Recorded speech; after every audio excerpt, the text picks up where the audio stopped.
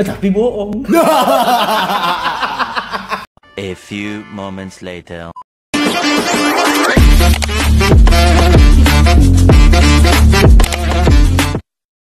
Salam semuanya, perkenalkan nama saya Arjuna Heri Prasetyo, bisa dipanggil Juna.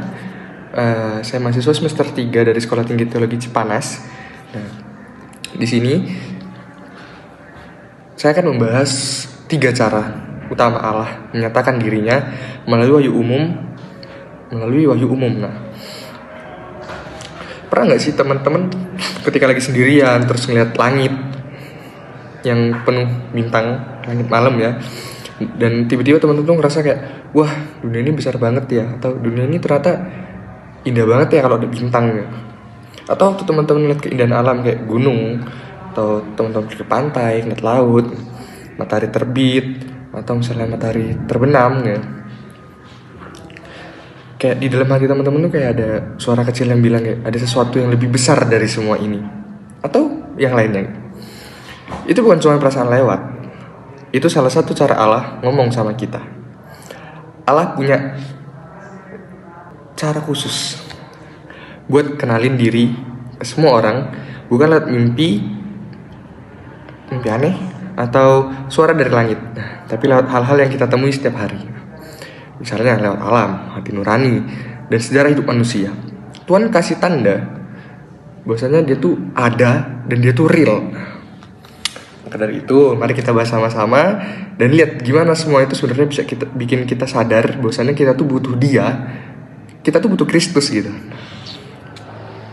Jadi Allah mengungkapkan dirinya kepada manusia melalui wahyu umum, yaitu cara Allah menunjukkan keberadaan dan sifat-sifatnya tanpa menggunakan kitab suci atau nabi secara langsung. Ada 3 cara utama Allah mengungkapkan dirinya melalui wahyu umum, yaitu melalui penciptaan, hati nurani manusia, dan hukum-hukum alam semesta. Nah, ketiga cara ini membantu manusia menyadari bahwa mereka adalah pendosa dan membutuhkan Kristus sebagai juru selamat mereka. Mari kita bahas yang pertama. Yang pertama, Allah mengungkapkan dirinya melalui penciptaan. Segala sesuatu di alam seperti langit, bumi, tumbuhan, hewan, bahkan manusia sekalipun menunjukkan kebesaran dan kuasa Allah sebagai pencipta. Nah, dalam Mazmur 19 ayat 2 dikatakan bahwa langit memberitakan kemuliaan Allah. Melihat keindahan dan keteraturan alam memungkinkan manusia mengetahui bahwa ada Allah yang menciptakan dan menguasai segala sesuatu. Namun, meskipun manusia melihat tanda-tanda Allah dalam penciptaan, mereka sering menolak untuk mengakui Allah dan bersyukur kepadanya. Nah, hal ini menyebabkan manusia jatuh ke dalam dosa. Nah, yang kedua, Allah menyatakan dirinya melalui hati nurani manusia. Hati nurani adalah suara kecil di dalam diri kita yang memberitahu kita apa yang benar dan apa yang salah. Dalam Roma 2 ayat 15, Paulus mengatakan bahwa hati nurani manusia sebenarnya mengetahui hukum Allah, bahkan tanpa diajarkan secara langsung. Nah, hati nurani membuat manusia sadar bahwa mereka telah berbuat salah atau berdosa. Dengan demikian, hati nurani membantu manusia menyadari bahwa mereka telah berbuat salah dan membutuhkan pertolongan. Nah, yang ketiga, Allah menyatakan dirinya melalui aturan dan keteraturan yang ada di alam semesta. Nah, segala sesuatu di dunia ini berjalan sesuai dengan aturan dan hukum yang jelas, seperti hukum gravitasi, siklus musim, dan lain sebagainya. Aturan-aturan ini menunjukkan bahwa ada penguasa yang adil dan bijaksana, yaitu Allah. Manusia juga tahu bahwa jika mereka melanggar aturan moral, pasti akan ada konsekuensinya. Kesadaran bahwa manusia seringkali gagal mengikuti aturan-aturan ini membuat mereka menyadari dosa dan kebutuhan akan keselamatan. Singkatnya, melalui penciptaan, hati nurani, dan hukum alam, Allah mengungkapkan keberadaan dan sifatnya kepada manusia. Namun, wahyu umum ini juga membuat manusia menyadari bahwa mereka berdosa dan terpisah dari Allah. Nah, oleh karena itu, manusia menyadari bahwa mereka membutuhkan Kristus yang datang untuk menebus dosa dan menyelamatkan umat manusia. Dan wahyu umum ini bukanlah tujuan akhir, melainkan jembatan mempersiapkan hati manusia untuk menerima wahyu khusus, yaitu pesan Injil tentang keselamatan dalam Kristus sebagaimana diwahyukan melalui Alkitab.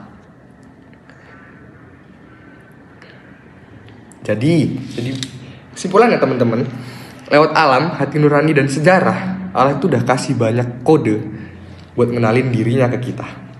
Dia gak jauh, dia selalu ada, bahkan lewat hal-hal kecil yang sering kita lewatin begitu aja. Tapi kita mulai sadar betapa besar dan sucinya Allah.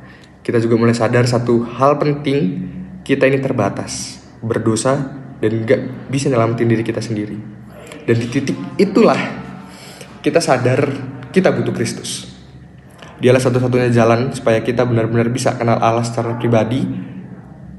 Jadi waktu teman-teman ngeliat langit malam, waktu hati teman-teman ngetok dan ngingetin, atau waktu teman-teman ngalamin sesuatu yang bikin teman-teman mikir, jangan diabaikan itu teman-teman.